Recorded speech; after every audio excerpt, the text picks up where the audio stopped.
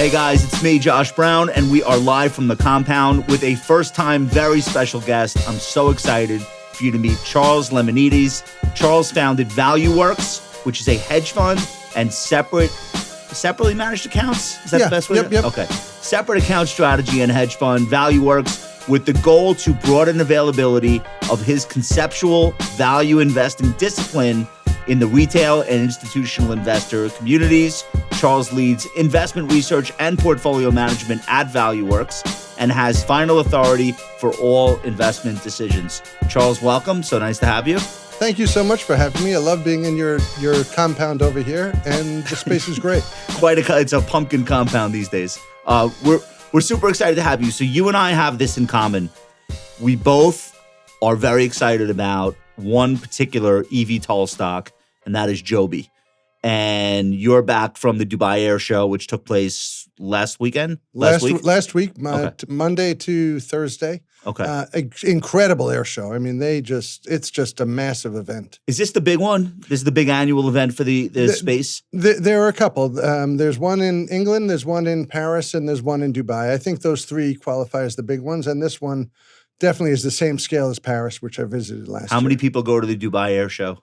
What does it look like? It's huge. I think it's 50,000, 100,000 or something like that. It's a lot of people. Okay. And how many people from the American investment community are there, would you say?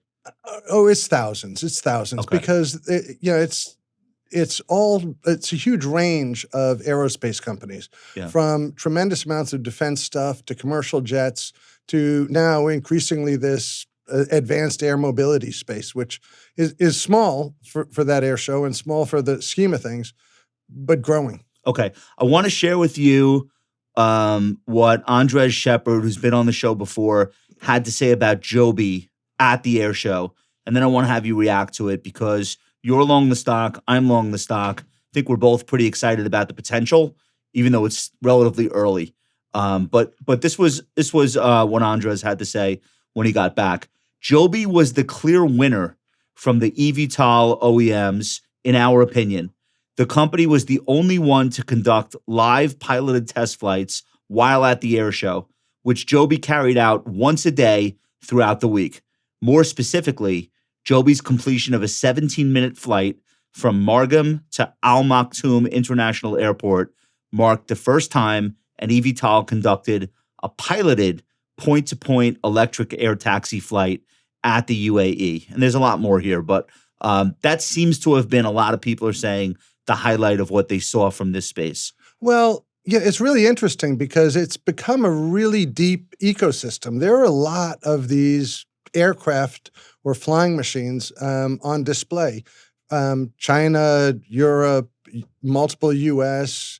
But you're right. There was only one that actually flew their flying machine and is much further along than everybody else. I mean, you look at everyone telling stories and having models, and they're great stories and they're great models, but one of them's flying and the others are not. Yeah. So Joby, to me, seems advanced in a lot of ways. In that way, that's obvious. They have something that's actually working now.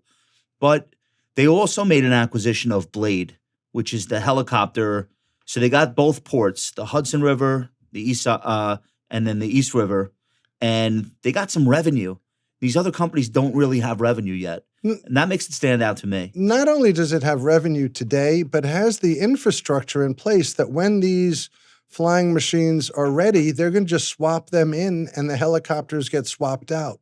And I think it's going to be a big game changer because these things are, one interesting element of being at the air show is that the jets are going by and they are making incredible amounts of noise. They're so loud. So loud. Yeah. And then you see this little Joby aircraft come into the air and you hear some jet noise in the background, but it's the jets from far away. This thing makes no noise, and that's going to change people's willingness to have it showing up in their neighborhoods. What is the name of the craft that Joby made? Is SR4 or something? It's Yeah. it's a little bit like a Star Wars droid. I feel like they need a makeover. I think on that name. I think their name is one issue. I think the bigger issue is the whole word eVTOL. I mean, I don't know who knows what that means. Well, you keep saying flying machines, and I noticed that. You don't like eVTOL. eVTOL, I don't know. First of all, I've been following this company for 5 years. I mean, it's electric, vertical, takeoff. And landing. Well, how's that? Oh, Al, tell. Take what? off. Take off. Okay, fine. Like I said, it's not a great word. I don't love it. I agree. I think it's important, though, that as a category, it's called something. It's not a quiet helicopter. It's not a helicopter because it glides. That's right. Helicopters, the engines stop, the thing falls. It has a wing. It flies like an airplane. So we'll throw some pictures up, but for the people that are listening to this and not watching, the vertical takeoff is important because it doesn't require an airport to get in flight. So it lifts like a helicopter. 6 rotors, not one. Much quieter than a helicopter. Double redundancy. If one of those rotors goes down, there's still 5. If 2 go down, God forbid, there's still 4. It'll remain aloft. The fixed wing is what differentiates it from a helicopter besides the sound and the singular rotor, meaning it flies like a plane when it's up in the air, and then it can land back down. Which makes it much more fuel efficient when it's flying like an airplane relative to a helicopter. And helicopters are loud not because their engines are loud. Helicopters are loud because the size of their blades is so large that physics just means when a blade is rotating like that, it makes a lot of noise. Yeah. As opposed to zzz. Well, I spoke to you about this the other day, and you pointed out a lot of the helipads that used to be in cities like Manhattan have been decommissioned because the exhaust fume is blowing into the buildings, like into the AC. Buildings don't want, right? So this is like an answer to that. There's no pollution coming out of it when it's running, right? It's electric. It's electric. That's the E in eVTOL. Right. And then the bigger issue is the noise also. As big an issue is the noise. Okay. There are protests, Stop the Chop. Yeah. And they went to protest when Joby came to New York, and Joby was smart enough to invite them all in and say, listen to this thing, it's not loud. Okay. And I think it won people over. So the blade business, my understanding is it's $20 to $25 million a quarter, right? Almost a $100 million annual run rate. Yep. So that fundamentally sets this company apart from, I think, the other 3. One is Vert, V-E-R-T. There's Archer. And now there's a third one just came public, Beta. Beta is different because theirs is a more normal takeoff and landing airplane. Okay. It's electric. It's got an electric engine, and it has the capacity to put rotors on its wings so it lifts and lands. But right now, what they're bringing to market is an electric airplane. Okay, so this is but there are a bunch of other ones too. There's Eve, which is and Whisk. Whisk is, I think, if I'm not mistaken, backed by Boeing, and Eve, I think, is Embraer. And Eve will probably be a competitor, in the relatively near term. Is I think Eve European? It's Latin American. Latin American. Okay. Well, yeah, Embraer, which is a Brazilian company. Okay. So you're at the show. Does Joby get more attention than the others? Well, it's interesting. There's a large area with all of these flying machines indoors, and there had to be 10 or so of them. Prototypes. Yeah, they're basically all models, and Joby's is a model too. The one that Joby has there, I don't think the one inside flies, but there are a lot of different ones.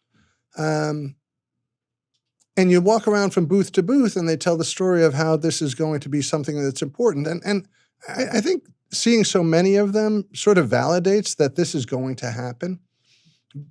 But like we said, Joby's been at it for much longer than anybody else. Yeah. And, it has something that's flying. They're building-ish one a month right now. They've sold a couple to the U.S. Defense Department that have been flying. They do flights, basically every day. This thing is in the air.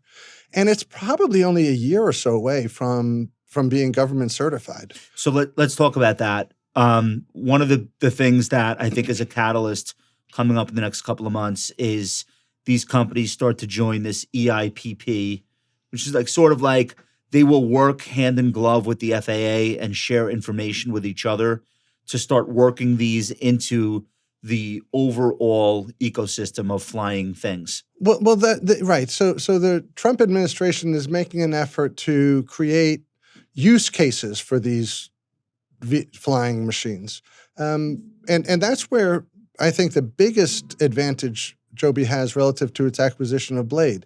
Blade takes reservations online. You go to the heliport, you pay your $175 or $250. It takes you to the airport, and it's a great experience. You don't have that set up in many other cities around the country. I mean, New York is pretty particular in how well developed that is. And, the thing that's important about that is not simply that New York is developed, but that the people who developed New York are the people now at Joby getting ready to develop the same thing in other cities. They have a customer base.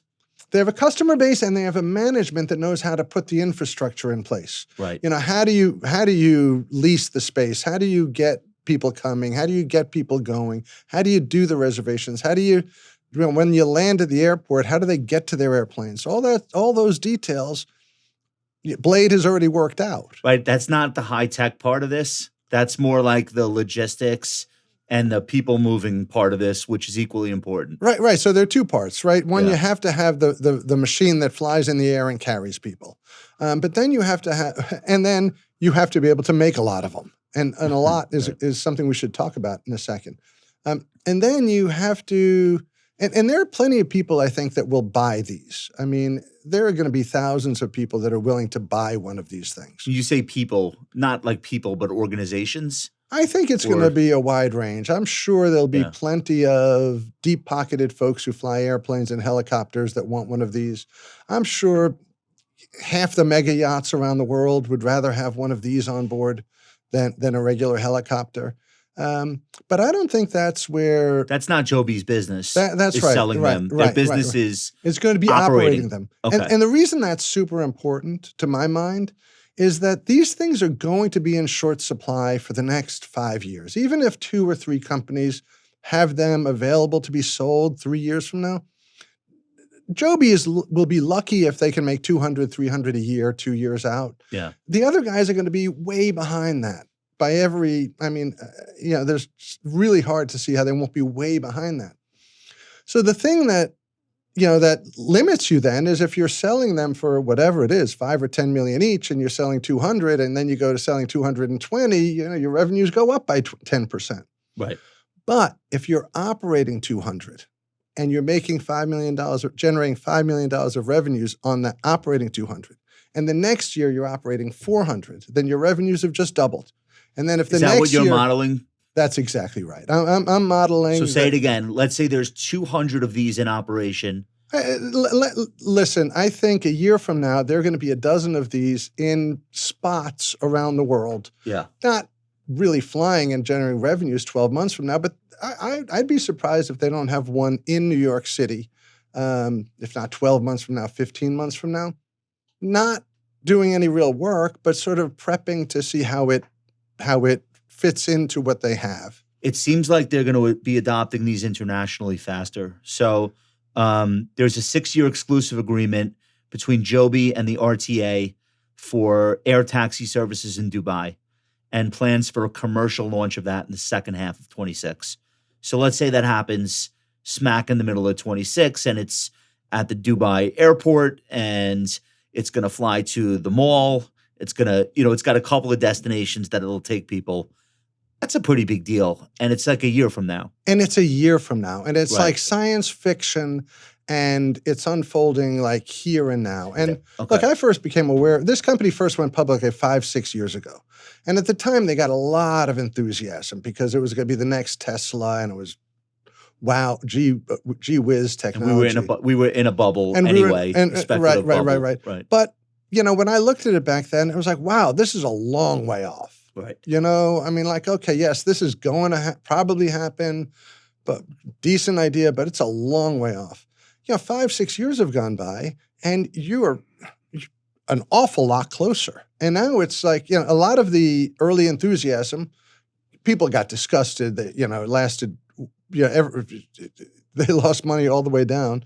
But now I think you're getting to the place where the reality is happening, and it's really right. These stocks were caught up in that whole mania SPAC bubble with all the crypto stuff that blew up, and it was just like too speculative.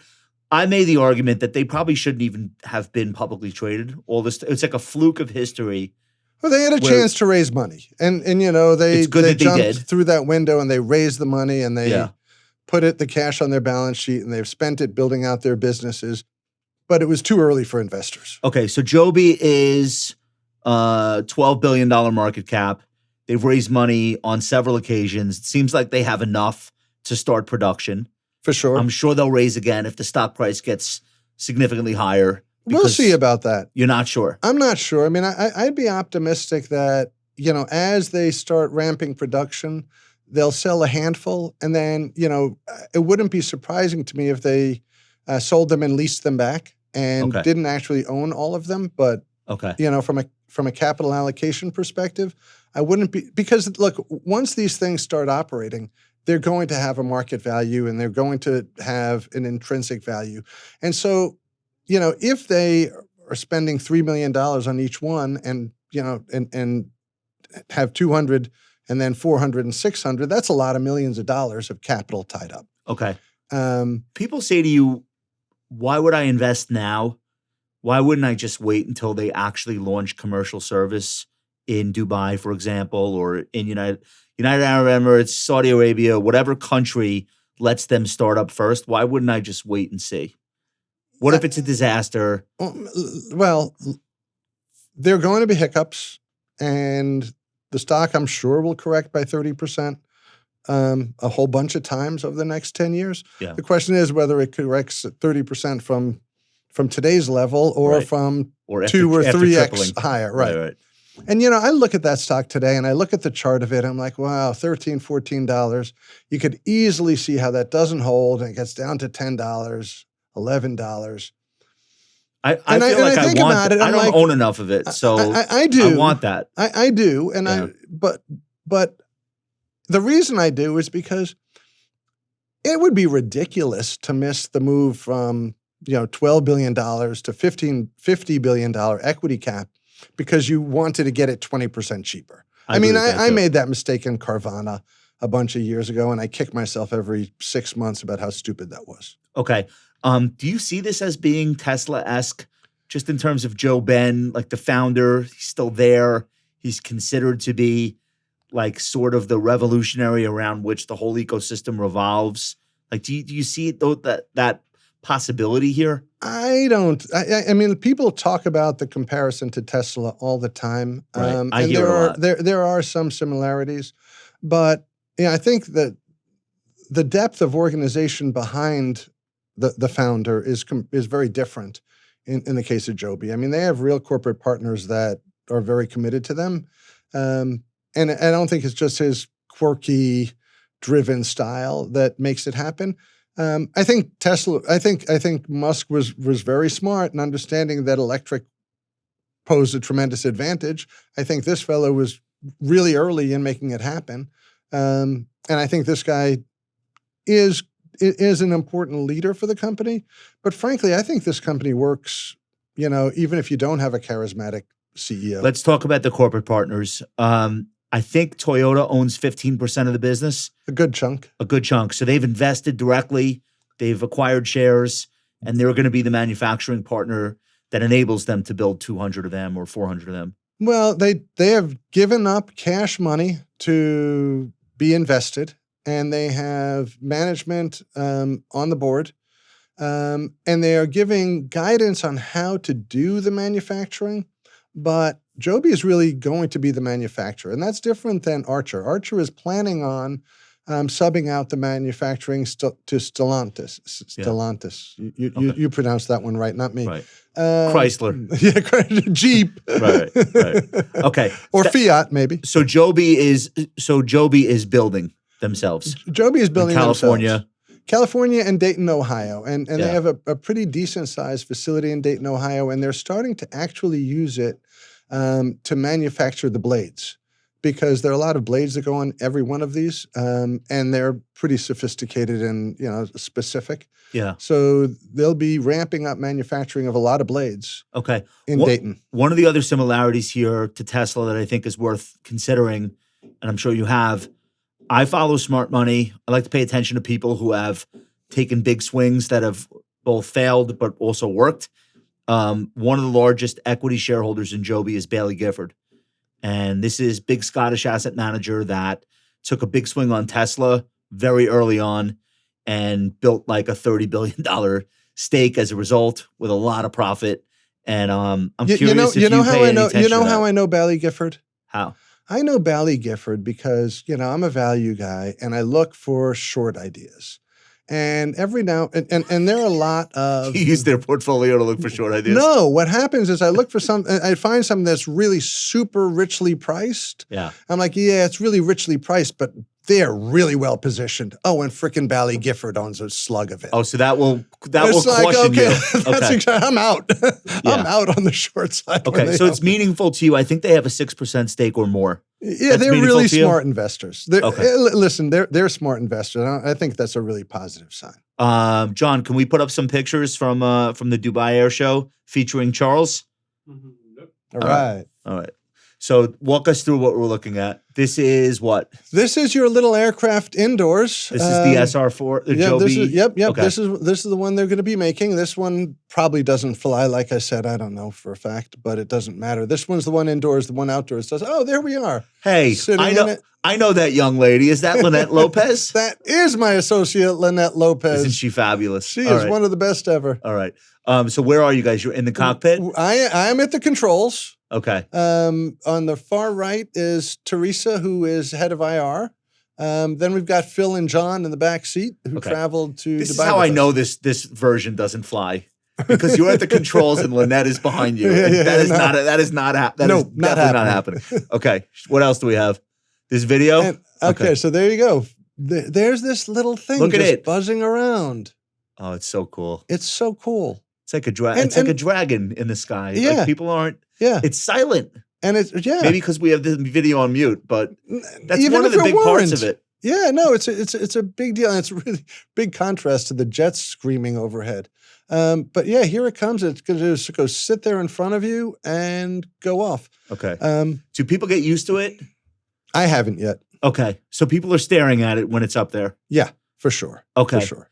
Is it notable to you that none of the other OEMs got one up in the air? Listen, we own Joby because when we learned about these companies, we tried to understand who was ahead and who was You want to behind. the leader in a new category. For sure. And Yeah. and I think they're the best managed and with the product that's furthest along. Okay. And I think that evidences that this is the company that has the product that's furthest along. Okay. I think Eve will be, there'll be other competitors, but who cares? Like it's a big world out there and they're going to be behind Joby. let's touch on Archer then. Not the leader, but at one time people thought Archer could be a leader. I think the stock price has been, I own both. I own more of Joby because I agree with you.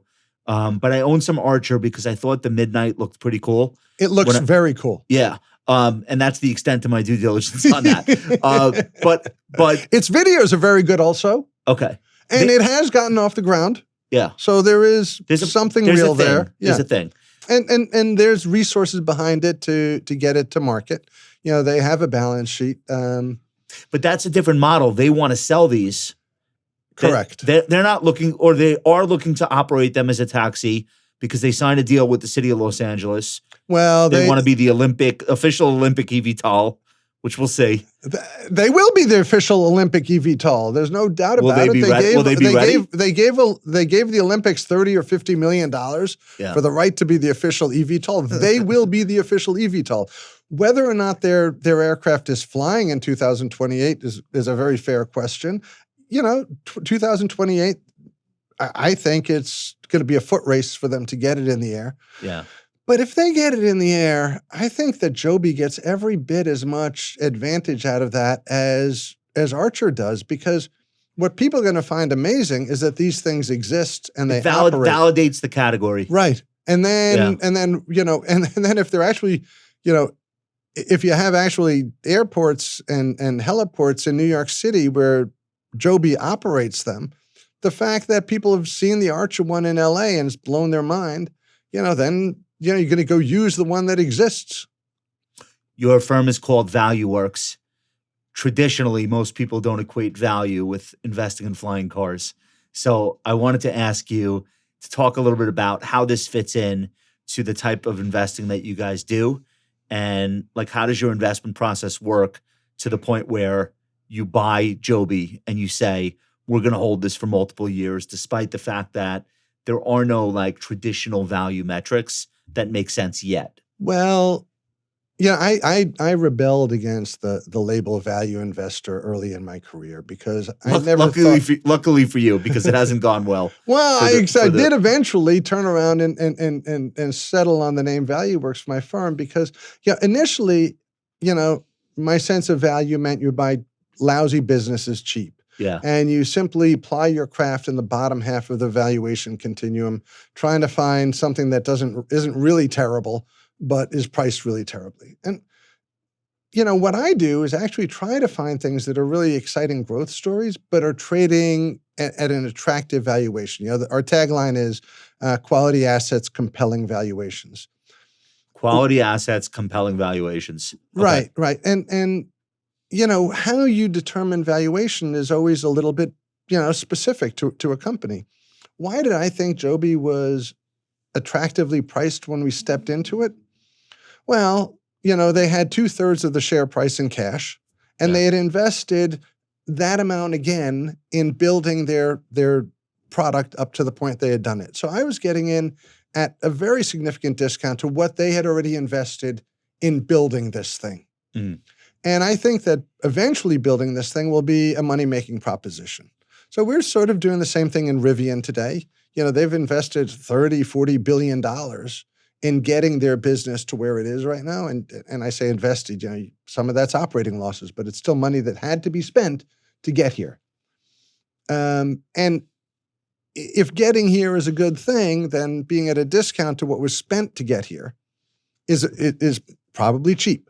I'm seeing the Rivians on the road. There were probably 20 of these EV manufacturers that came along 5 years ago. Most of them are gone. But the Rivian sort of caught on. It worked. It worked. They're selling 50-ish thousand a year at the high end. I drive one. I think it's a good car. Yeah. And I think that, the barriers to entry to the next guys are going to be pretty harsh because there have been a couple that have gone broke. And the value of those cars has evaporated. Of course. And, if you own a car and the manufacturer goes out of business. Not great. Especially if they've only built 20, 30,000 over their lifetimes, right? Right. I mean, if Tesla would go bankrupt tomorrow, someone would figure out how to service your Tesla. Right. Right? If that company wasn't there's so many of them on the road, someone would service it. Right. When it comes to any other EV maker, if they're out of business, your car is worth a paperweight money. So listening to you talk about Carvana and Rivian and Joby, I wouldn't use the term like broken growth stocks, but maybe like the right way to think about it is companies that have made big infrastructure investments in their own future, but then other investors have given up. And that's when you get interested in taking a look. Because, hey, look, they already spent the capital. They already built the thing. And the thing is there today. The thing thing is working. It may not be working as well as you thought. It's a really interesting strategy because most growth investors, when everyone else gives up, they give up too. Oh, right. Okay. And sometimes you're right to give up because sometimes the business is a fail. Right decision. Okay. But if the business is not really a fail and they're just out of favor at this moment and they've just had hiccups. Look, we own Instacart also, which I think fits right in that model. Yeah. Perfect. Right. Okay. I mean, I think they're a leader. I think they've built their business. I think it cash flows nicely. And I think people have moved on because of whatever number of reasons. Okay. Including DoorDash being a tough competitor. So you think 2026 will be transformational for the eVTOL space because finally there will be a commercial service, even if it's just a handful of these around the world.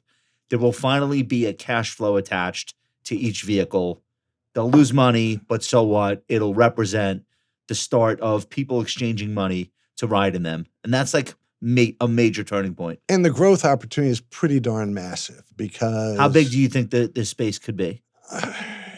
They're going to be doing tens of billions of dollars worth of sales 7 to 10 years from now.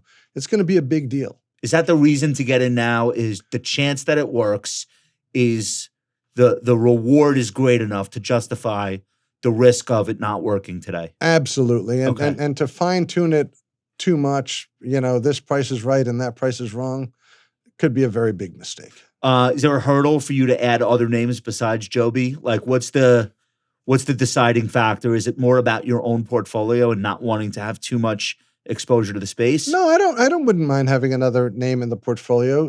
The valuations haven't been there for us. We looked at Blade long and hard as a business, and the valuation never made sense. We never made the same value argument. We don't make the same value argument with Archer. We don't make the same value argument with Eve. We do make that. We don't make the same value argument with Lucid. I think Lucid is, one of the ones that might not work. Yeah. But we would, we have our eyes out for other ideas. We walked the Dubai Air Show and kicked tires at a whole bunch of different places. And it wasn't just because we wanted to be sure we were right about ours. Yeah. It was because we were looking for other ideas. Of all the holdings in your portfolio, what do the ValueWorks investors get the most excited to hear about? Is it this? A lot of people like Rivian an awful lot. Okay. A lot of people like Instacart a lot. They don't love Spirit Aerosystems, but they're being bought by Boeing, and we're getting at Boeing really cheap when we buy that. Okay. Nobody likes office property investors. That's a debt instrument we own on office properties. Yeah. And it's being a bit bumpy right now. Right. But do you use that as a signal, like in terms of like maybe people are too excited about this and too pessimistic about that? Or do you try to tune that out and just focus on the value? I think you make a mistake when you put too much emphasis on whether there's enthusiasm for it today or not. You don't want to focus on like, oh, I'm buying it at the high and that's bad, or I'm buying it at the high and that's good. You want to focus on, I'm buying it at this price and the stuff behind it is worth this amount. And that's either more or less. And the stuff is either going up in value or going down in value, and stay with that. And look, yesterday's price is not a good indicator of tomorrow's price. Well, fair point. I think we could leave it there. Charles Lemonides of ValueWorks. Is ValueWorks.com, or where can we go to learn more? ValueWorksLLC.com. ValueWorksLLC.com. Charles, thank you so much for coming. We'll keep in touch with you on Joby, and hopefully we'll have you back. Thank you very much. Total pleasure. All right, guys, thank you so much for listening. Thank you for watching. Smash that like button, and we'll talk to you soon.